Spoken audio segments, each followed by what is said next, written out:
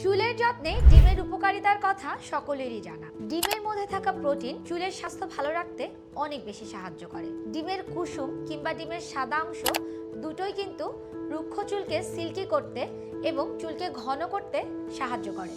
তাই জেনে নিন চুলের যত্নে ডিমের কিছু ঘরোয়া প্যাক। চুল ঘন করতে ডিমের ব্যবহার। একটি ডিমের সাদা অংশ এবং সাথে নিন 2 টেবিল চামচ অলিভ অয়েল। সুন্দর করে একটি মিশ্রণ তৈরি করুন।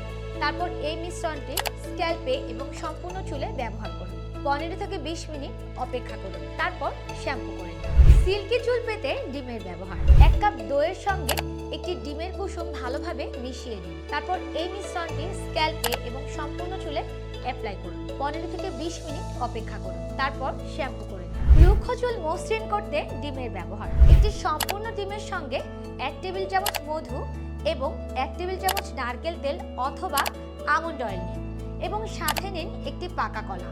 তারপর এটি ম্যাশ করে নিন। এই পেস্টটি স্ক্যাল্পে এবং সম্পূর্ণ চুলে অ্যাপ্লাই করুন। 15 থেকে 20 মিনিট অপেক্ষা করুন, তারপর শ্যাম্পু করুন। তাহলে এইভাবেই চুলের যত্ন নিতে থাকুন আর ন্যাচারালস বাই রাখির সাথেই থাকুন।